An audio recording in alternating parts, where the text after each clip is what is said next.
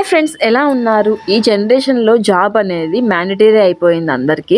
అది ఫీమేలా మేలా అని తేడా లేదు, అందరికీ ఖచ్చితంగా జాబ్ ఉండాల్సిందే. ఎందుకు అంటారా? సిచ్యువేషన్స్ డిమాండ్ అండి. అవి మన పరిస్థితిని బట్టి ఖచ్చితంగా జాబ్ చేయాల్సి వస్తుంది. ఇప్పుడు ఫర్ ఎగ్జాంపుల్ మనము చదువుకున్నాము, బాగా మంచి క్వాలిఫికేషన్ ఉంది, ఒక ఇంటికి వెళ్ళాము పెళ్లి చేసుకొని. ఆ ఇంటికి వెళ్ళావు, నీ చదువుకి ఏం వాల్యూ ఉంది? నువ్వు చదివినావని చూడరు, నీ జాబ్ ఉంటేనే నీకు వాల్యూ ఉంటుంది, ఆ రెస్పెక్ట్ అనేది ఉంటుంది.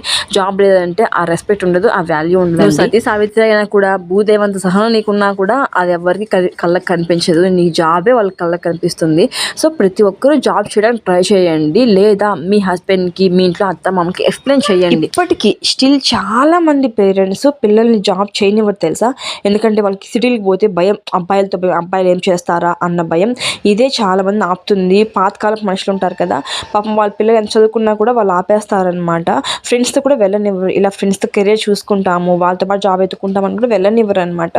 మీరు కూర్చోబెట్టి ఎక్స్ప్లెయిన్ చేయండి, రేపు మీ ద్వారా నా కెరీర్ నాశనం అవ్వడం నాకు ఇష్టం లేదు, నేను ఖచ్చితంగా జాబ్ తెచ్చుకుంటాను అయితే కాదు, నా ఫ్యూచర్ బాగుంటుంది జాబ్ చేస్తే అని మీకు తెలిసిన మంచి మాటలు వాళ్ళకి వివరించండి. వాళ్ళకి పాతకాలపు మనుషులు కాబట్టి వాళ్ళకి ఏం తెలియదు అనమాట, మనమే వాళ్ళకి చెప్పుకోవాలి. ఇంకొక విషయం ఏమిటంటే, ఫర్ ఎగ్జాంపుల్ మీరు చదువుకున్నారు, జాబ్ ఫస్ట్లో ఉన్నారు, మీకు మంచి సంబంధం వచ్చింది, పెళ్లి చేసుకున్నాక జాబ్ చేసుకుందాం, ఇది మంచి సంబంధం కదా అని చెప్పి అస్సలు పకటి కళల్లో ఉండద్దు. మీరు ముందు నువ్వు జాబ్ చేస్తే అంతకంటే మంచి సంబంధాలు వస్తాయి. ఒకవేళ రాకపోయినా నీ జాబ్ ఉంది కాబట్టి నిన్ను ఎవరు అడగరు, ఏమనరు అనమాట. ఎందుకంటే జాబ్ వేరే వాళ్ళ కోసమే జాబ్ చేయాలి అని నేను చెప్పడం లేదు. మీకు ఫైనాన్షియల్గా కానీ మీ సెల్ఫ్ కానీ అంతా బాగుంటుందండి. ఇప్పుడున్న జనరేషన్లో ఒక్కసారి హాస్పిటల్ అయితే లక్షల్లో కూడుకున్న పని అండి, చాలా ఖర్చు అవుతుంది.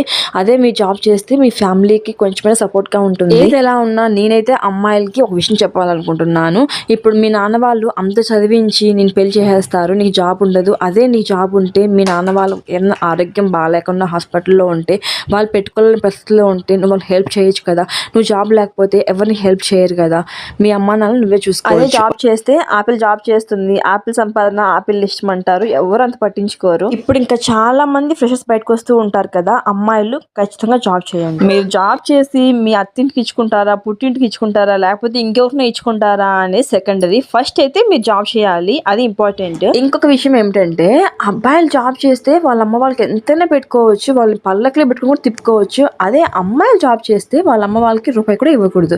ఇదే చాలా ఇంటర్నేషనల్ నేరం అయిపోయింది. ఏమన్నా అంటే, మేము మా కొడుకుని కష్టపడి సంపాదించుకున్నాము, చిన్నప్పటి నుంచి సాగినాము, అందరూ సాగినారు, అందరూ కష్టపడి సంపాదించుకుంటారు. ఇంకా అదర్ కంట్రీస్కి వెళ్ళి సంపాదించి బిడ్డలకి భార్యలకు దూరంగా ఉండి కూడా అలా కూడా బాధపడి కూడా సంపాదించుకొని బిడ్డలు చదివించుకో ఉంటారు. కష్టం లేకుండా ఎవ్వరు సంపాదించుకోరు, చదివించుకోరు, సాకరు. అందరి కష్టం ఒకటే. ఇప్పుడు